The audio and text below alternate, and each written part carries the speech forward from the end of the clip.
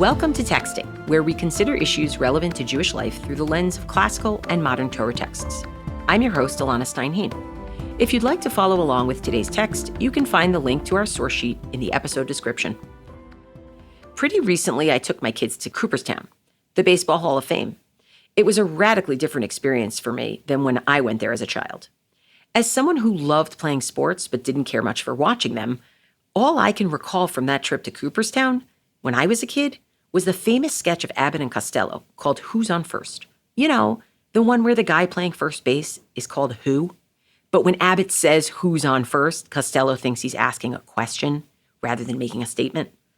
And the conversation descends into frustration as other players named what, why, I don't know, and other such names become a source of consternation and misunderstanding.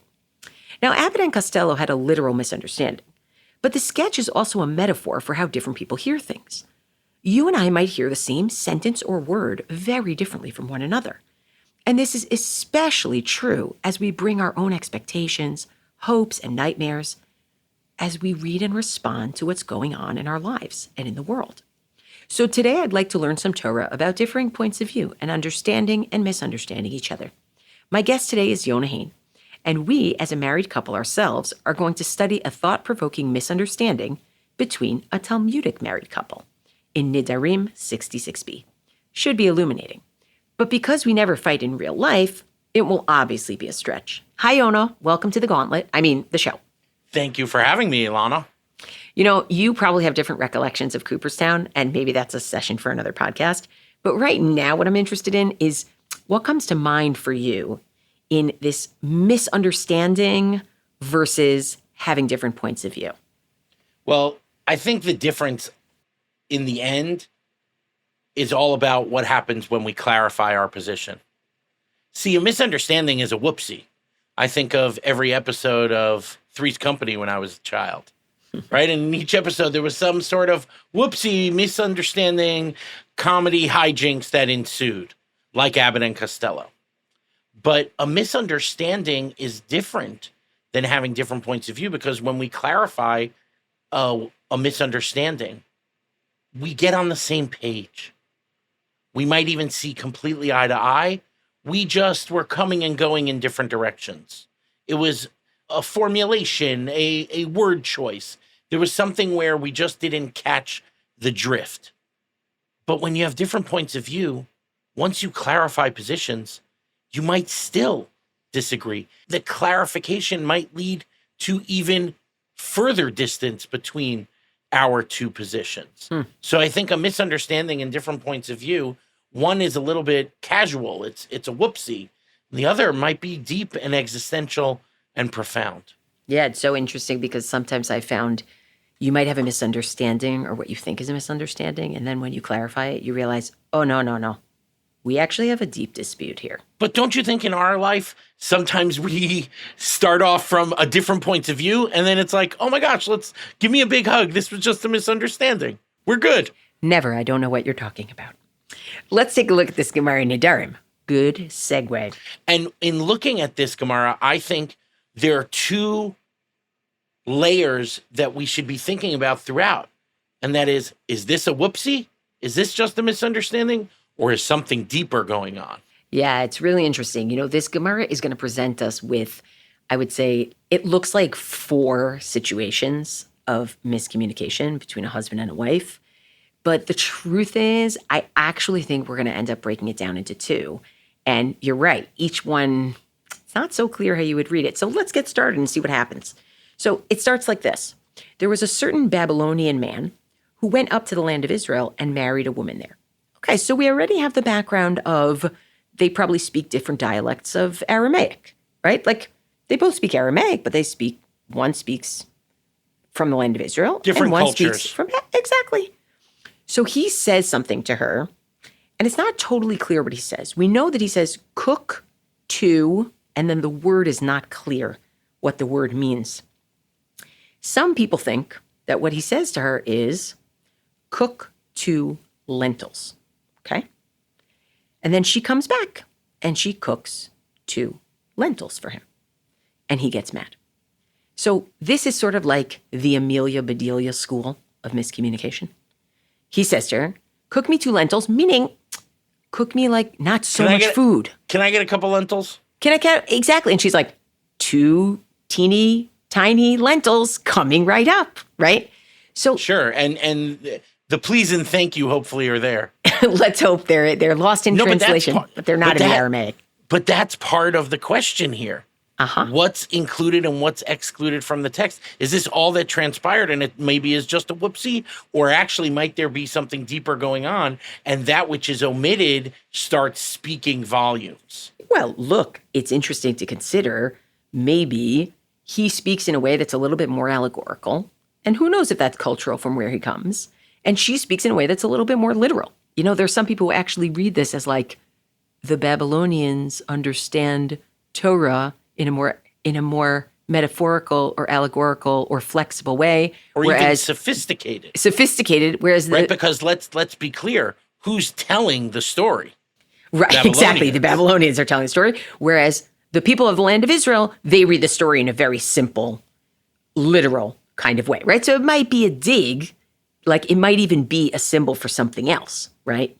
So that's one option for reading it. And I would say that's not just a whoopsie, meaning he speaks a little bit metaphorically, she speaks literally and hears it literally. And another option for reading this is that he said a word that meant 2 animal hooves. He wanted meat. And what she did is because Jews from the land of Israel, people from the land of Israel pronounce things a little differently, she thought he meant the word for lentils, vegetarian food. So he asks for meat. She gives him vegetarian. And that's like a little bit more like a whoopsie, right? Like he said a word, because she pronounces it differently. Oh, she how funny is it? How silly is this? We just come from different worlds. We're going to have to try to make this work, but we're so different. Right, like cue the cute music at the end, you know, that kind of thing. But, you know, the one thing I do want to say is like he gets angry at her, right? And here's what I'm wondering. Like he's from Babylonia.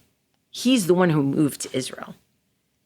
He married her, and yet he's insistent on speaking the way that his culture speaks. It's a little bit like my mother and her sister took my grandmother of blessed memory to Italy for her 70th birthday. And on the train in Italy, she's like, why don't any of you people speak English?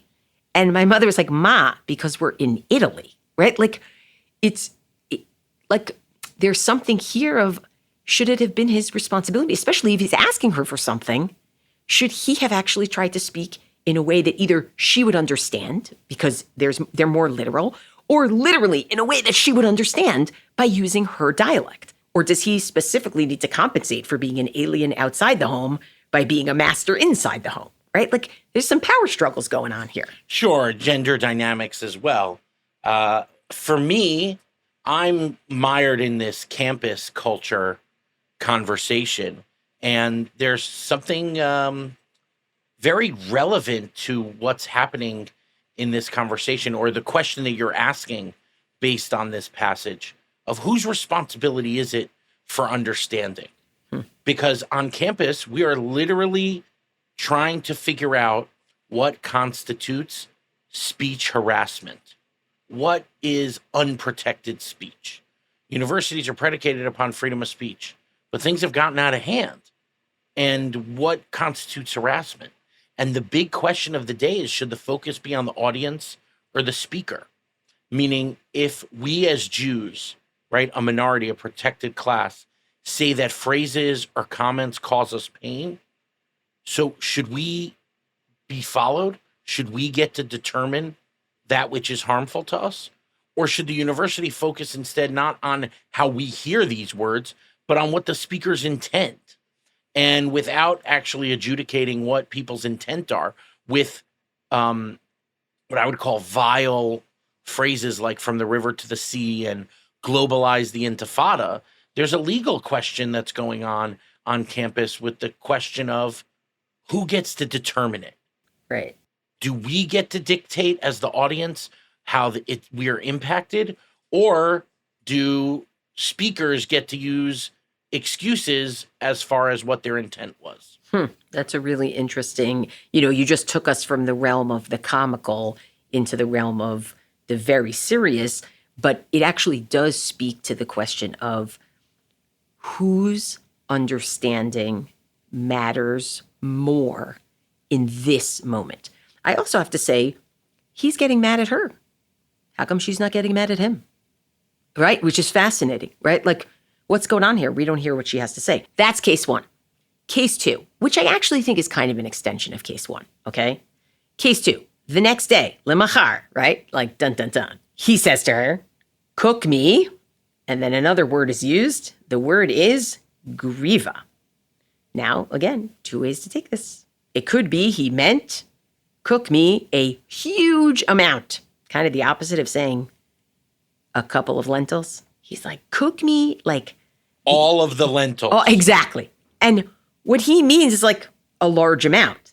So what does she do? Because she's a literalist. She cooks him actually like a dry volume measure equivalent to a liquid measure of 9 quarts of lentils. It's like, okay, you asked for all the lentils. Here's all the lentils, right? Because he is more idiomatic and she is more literal. That's one way to read it. Another way to read it is actually that in Persian, which the language that Babylonians would also be familiar with, in Persian, Pahlavi at the time, actually this word griva means neck. Again, he wanted a piece of meat. He just tries a different part of the body. And instead, she brought him a lot of vegetarian food, right?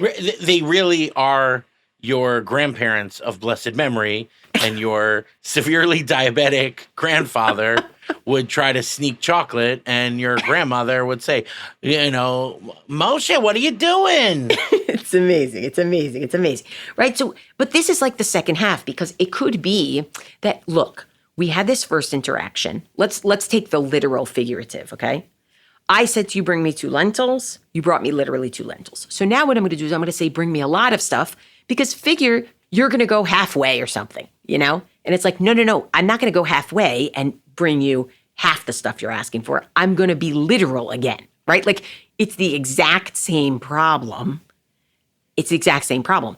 And if it's the language problem, it's also the exact same problem. So it's like, fool me once, shame on you. Fool me twice, shame on me. Why are we banging our head against the wall? Dude, I'm here for it. So this is the maddening and helplessness of getting caught coming and going. And that's what's happening here. I feel like Zionists on campus get it coming and going. Because whereas the intent of the speaker determines for the courts free speech, right? And therefore, you can say whatever you want as long as you have an excuse about Zionism that explains what your intent is. But the court of public opinion, the campus culture about the term Zionism is defined by others, by non or anti-Zionists. We don't get to define what Zionism means by our intent and by our ideology and our scholarship. What I think is profound here is the misunderstanding of Zionism. When we say it, we mean protect Jewish bodies, protect Jewish culture, just like BLM. But it's heard as Richard Spencer. So basically what you're telling me is that there are times when you're told, look, people are saying things that you find to be hate speech, but that's not the way they intend it. That's not what they mean. And so it matters what they mean. And then you try to say something like talk about Zionism. People say, well, people don't like hearing that, and they find that to be hateful and problematic and Jewish supremacy. I think at these liberal campuses, when African-American students, faculty, and staff say, we want to protect Black bodies and Black culture, that is rightfully understood to be something where it's saying Black Lives Matter, right? We don't want to feel unsafe around police. We don't want to have to give our children the talk. And rightfully, on these liberal college campuses, when a white supremacist like Richard Spencer says we want to protect white culture and white bodies, that is understood inherently to be supremacist. That is understood to be at the expense of equality of others. And what happens, and where there's this great misunderstanding and silencing, is that when Jews talk about Zionism, we think we're saying something akin to protect African American bodies and culture. But it is being appropriated, understood, or critiqued as supremacist and white supremacist and Richard Spencer. Is that a whoopsie? Doesn't seem like a whoopsie to me. Not at all. Seems like you explain it. It's not just because people have a misunderstanding. It's, nope, we just don't think you have a right to call for that. The coming and going. All right, so if this is where you went with lentils. It's cumulative. Say more. It's not just that you get me coming and going. It's not, it happens to be two. Because you got me coming, it's worse that you're getting me going. Right, meaning if you're not going to let me define this, at least let me define this. Correct. Right? You won't let me define how people talk about me, at least let me define how I talk about myself. And That's even really if you want, give me a chance to. Yeah. So let's say this is sort of where we went with the lentils, right? Where we went with the lentils is we've got these two pieces. It could be that we have a misunderstanding. We speak different dialects. It could be that actually we have a deep dispute. And the question of whose responsibility, or not just whose responsibility, but you're saying whose right is it to define what's going on, is actually really significant. If this couple went to a counselor, would the counselor suggest a new menu or further counseling? Probably further counseling. So let's say those first two cases, they're kind of really one case, right? It's sort of they're hitting their head against the wall, doing the same mistake over and over again, which is not very relationally wise. But when things are cumulative, things escalate. So that's where we're going. We're going to the escalation. And this is really interesting because he then says to her, go bring me two, and the Aramaic word is vutsine. Now, vutsine in Babylonian Aramaic, it can actually mean either gourds, like pumpkins, like gourds, or it can mean lamps. But in land of Israel, Aramaic, it only means lamps. Okay, so here we are talking about, like, it's clearly he's saying something that means two things in his language and only means one in her language. And so what did she do? She went and brought him two lamps. Okay, now it's interesting. He didn't say, cook these for me. So maybe she didn't have to know that it was food. But like at this point, I'm sort of saying to myself, like, you know that in her language, it only means one of these things. Or alternatively, by the way, maybe he's like, oh, well, we at least share this word. She has it in her language and I have it. It's like, but you mean different things by it. So don't just put a little makeup on it and I'm going to use a word that we both know. The thing you share is the wrong interpretation of it. What are you doing here? It's funny. There's so many layers to how it's a Rorschach, this Gemara. Oh, yeah. And so your critique is, is he really being empathetic? Is he trying to connect? Is he maybe testing her? Is he being a jerk? And I'm thinking it, you idiot, just get it for yourself. Have some agency. Yeah, yeah. So that's also interesting, right? Because I'm looking at it because he's asking her to do something for him. I'm really upset at him because I think if you're asking somebody to do something for you, at this point, is he willfully making himself misunderstood? Is that what's going on here? That he's actually messing with her? At this point, he's just like, forget it. We speak different languages. And then from her perspective, look, I want to give her some agency too. The agency is, why doesn't she say, what do you mean? In my language, it means this. What does it mean in your language, right? They both presumably have agency at least to speak like that, but although maybe not. I don't know. But you know what it's like when there's some tension and maybe there's even some love and there's aspirations and you want to get it right. And there's embarrassment and shame to ask. And so, I didn't get things right before and he was kind of a jerk and I want to get this exact right. And I want to be loving and it's tough to know the intent. Okay. But also can we notice that the gap between them has gotten much bigger? At least before, it was bring me this food and she brought him either literally that food or she brought him a different food. Now we're like apples and baby wolverines. It's not apples and oranges anymore, right? And I think that's significant also when the breakdown is so great that you're not even talking in the same categories anymore, right? And so Yeah. it really does escalate because he's so angry that he says to her, go and break those lamps over the head of, he says, the bava. Within Babylonian Aramaic means the gate, okay? But guess what? They don't use the word bava as a gate in Galilean Aramaic, which is the one she speaks. They use the word tara, taf, resh, ayin, aleph. That's what a gate means. So guess what? When she hears the name bava, she thinks of one thing. Poor Bava ben Buta, a sage who was sitting at the gate. So she goes and she breaks the lamps on his head because his name was Bava. Agency now. She's got her agency now. Right. So I look at this and I say to myself, like, if somebody told you to break, or if you thought somebody was telling you, break something on someone's head, would you do it just because you want to appease them? Or are you saying, you moron, you just told me to break something on someone's head, and this is actually, it's a cry for help. And she's saying, hello, is anybody listening to what's going on here? What a strange relationship that I'm in here, you know? And so what's amazing is that Bava ben Buta. If the story ended there, Yeah. I think we would draw different conclusions. Which is? Both needed to be more communicative. Both needed to get rid of whatever they might have done, lahachas, just to spite the other. To spite the other. And it's not easy to know intent here, but anything that was spiteful should be removed from the relationship. Yeah. But that's not how it ends. It doesn't. So Bava ben Buta says to her, what did you just do? And she says to him, well, this is what my husband commanded me to do. We don't know tone. Like, is she saying, well, this is what my dear husband told me to do?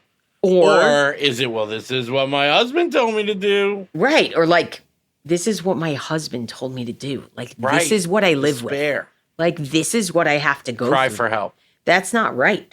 Right? And so Bava ben Buta says back to her, you fulfilled your husband's desire. May God bring forth from you 2 sons corresponding to the 2 candles, by the way, maybe. But he says, he doesn't say corresponding to the 2 candles, but may God bring forth 2 sons, who are like Bava ben Buta, who are like me. That's amazing.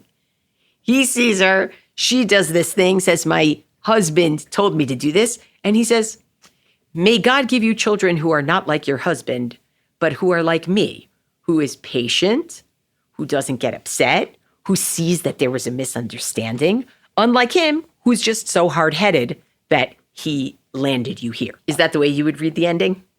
That it's sort of like, in some ways, it's a condemnation of the husband? Now, obviously, in present day, we'd say, okay, you guys have to go to counseling, you have to talk, there's more to go on, rather than go have some kids with this guy, right? But how do you read the ending? I feel like we are ignoring the plain meaning, which I don't want to bring into the conversation. Is the plain meaning you're rewarded for listening to what your husband said? I think so. The reason why I don't think that's the plain meaning is because he says you should have children like me. Yeah. You're saying because he's a Torah scholar. Yeah. Wow, isn't it amazing how you could just sublimate perhaps the plain meaning?